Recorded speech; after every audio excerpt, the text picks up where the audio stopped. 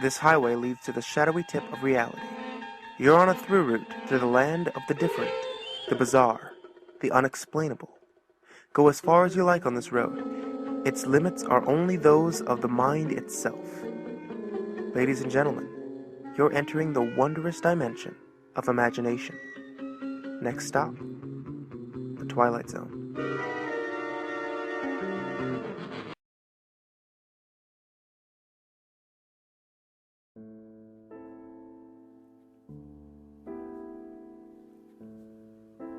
In 1999, I was 22, and I had been graduated from Emerson University in downtown Boston, majoring in screenwriting, specifically in cartoons and children's programming. My debt was pretty bad, so when Nickelodeon Studios offered me an internship at the studio in California, I accepted immediately. I jumped at the chance to get away from a dead-end job at the Benjamin Franklin as a tour guide. Many of you asked to see Crybaby Lane. But if you want to see the original Crybaby Lane, you never will. Even if Nickelodeon somehow consents to releasing it to you. You won't be seeing what was shown on TV. And you sure as fuck won't be seeing the original that Laura made. I don't even think that Nickelodeon has the original cut of the movie anymore. And if they do, it's in only backup copies. If the backup copies exist, they must be locked away in some vault, along with all the deleted episodes of Ren and Stimpy and the never-before-mentioned episodes of SpongeBob SquarePants. I'm pretty sure the director, Peter Lauer, has the original copy, and it's probably on his mantle next to his snuff films. That creepy fucking ass. Anyway, I was hired in 1999, and immediately, I was put on a creative production team for the movie Crybaby Lane. It would be almost a year before the movie was due to be broadcast. All in all, it was a pretty low-effort kind of thing. There were only 4 people on the creative team, and I was the only steady one. Lauer would replace them on a whim. He said it was to keep it fresh. I thought it was because he was hiding something. And I was right. We had little over a year to make a made-for-TV movie, not just to write it and cast it, but to film it and get it edited. Lauer didn't work fast at all. After the first 3 weeks, we had only the ideas for the first 15 minutes of an 85-minute movie. Lauer, even at this point, was a weirdo. He was tall and lanky, and he carried himself awkwardly. He stuttered when he talked, and sometimes, when you were hunched over a piece of paper, during those endless brainstorming sessions, you'd look up and you'd catch him staring at you, smiling. He'd look away when you caught his eye, and I guess that was the creepiest part. He always looked like he had something to hide. The brainstorm sessions, at first, were all right. We got the premise of it down pat. 2 brothers unleash a demon, and they get into mischief trying to get things back to normal. Not exactly daytime Emmy stuff, but, you know, it was all right. I thought the movie should be goofy and spooky, kind of like Courage the Cowardly Dog sort of deal. However, from the very beginning, Lauer made it clear that he wanted the film to be as scary as possible. He didn't want it to be cheap thrills, with a good wholesome ending. He wanted to push it, farther than Are You Afraid of the Dark ever dreamed of. And I guess he did. It was about 3 weeks into the production, when it first started noticing something. Lauer had the absolute power of persuasion over everyone else in the creative production team. No one fought him. And by the 3rd week, he was already suggesting some morbid things. I remember he said he wanted the little brother to die halfway through the movie, getting hit by a dump truck. I immediately shot it down. I was the only one who said anything. And it stayed only because I threatened to leave the studio entirely and never come back.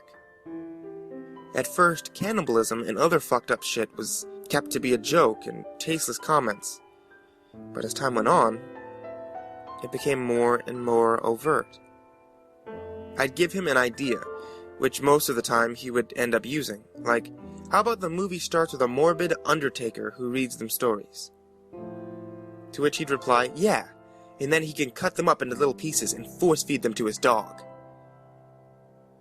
He made these jokes a few times in the early stages, Then he got serious. He'd stand up like he was Jesus or something, clear his throat loudly, and proclaim his new idea. I'd be the only one to shoot it down. Every fucking time. One day, near the end of our brainstorming session, Lauer cleared his voice and stood up. We all fell silent and looked at him, like we normally would. He stood up and said, "Gentlemen and females, I have an idea." I remember what he did. He paused and looked right at me as he said, "The story will revolve around the legend of a pair of Siamese twins. Have you ever heard of the Donner Party?" Everyone nodded, except for me. I didn't like where the conversation was going. They ate themselves when it got cold. They ate each other. Everyone nodded again. I closed my eyes. What would Siamese twins do if they had nothing to eat? Would one wait until the other twin dies, then consume his own sister's flesh?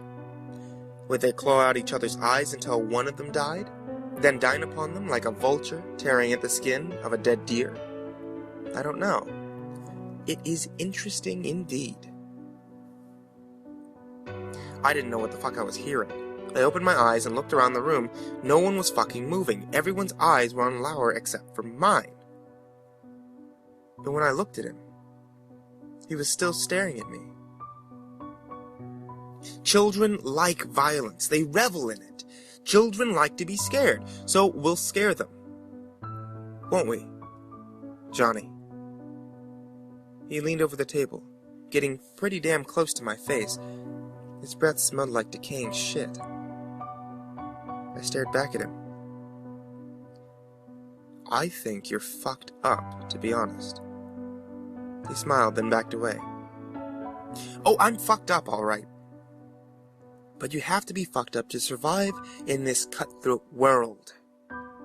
His grin expanded.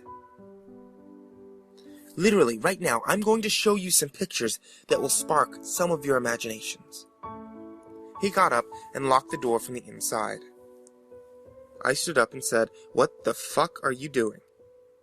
"Let's not make any errors in judgment, Jonathan. Sit down."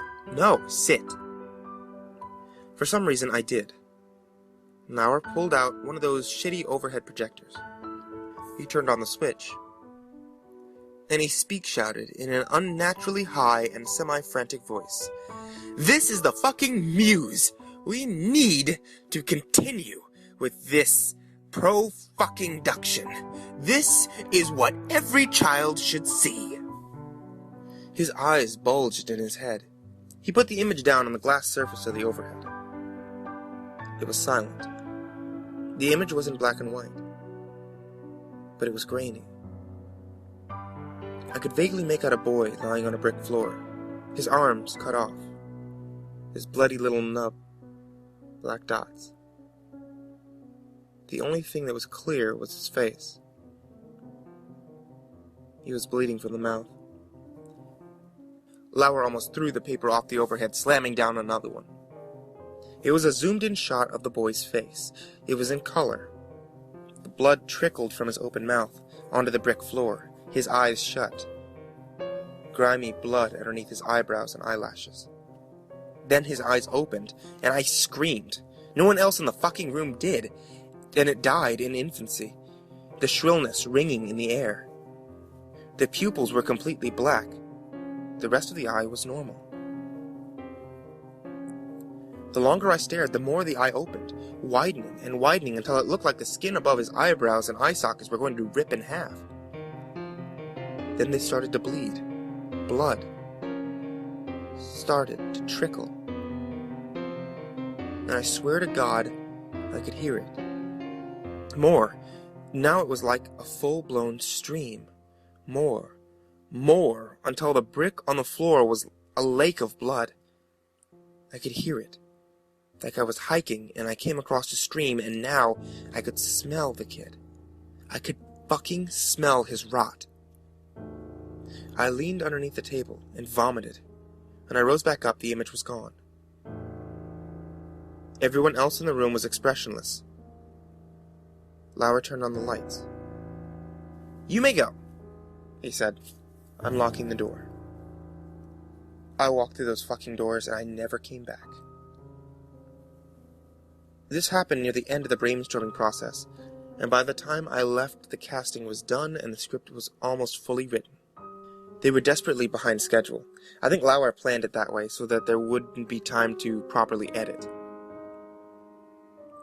I never watched the real thing when it aired, but I heard from a friend who was working at the editing department that they had to cut a good 15 to 20 minutes of disturbing footage from the film before it was fit to be released, and it was only fit to be released.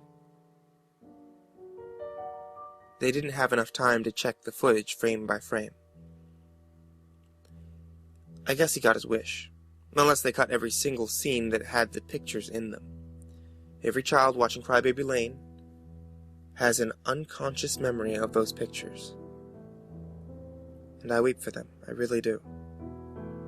They fucked me up, and as I record this for you, it will be the last thing I'll ever say before I slit my throat and before blood splatters all over this fucking computer screen. There's something I should tell you first.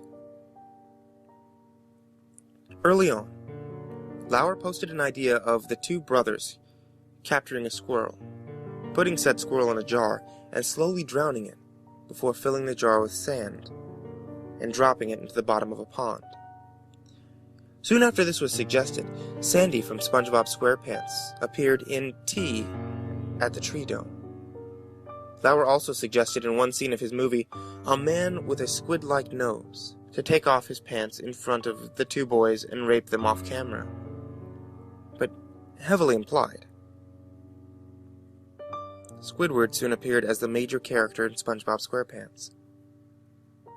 It was suggested that the two be stepbrothers, forced to live in the same house after the first one's mom was found dead in a shallow grave, her body heavily cannibalized by her own husband, a local weatherman. A show with the vaguely premise Drake and Josh started in 2004. And the stepfather was indeed a weatherman. Lauer also suggested that the younger brother have a doghouse in which he keeps various animal fetuses encased in acid that he regularly used to poison his mother to have sex with his abusive stepfather. As Told by Ginger debuted shortly after that. A man who captures the souls of his children in a vacuum cleaner and sends them to Hades. Danny Phantom. A robot who goes insane on the two brothers, kills one of them, wears his skin, and pretends to be the dead brother at high school. My Life as a Teenage Robot. The list goes on and on. Nickelodeon knows. And they're continuing the legacy of Lauer. Sometimes subtly, and sometimes overtly. And there is nothing you can do about it.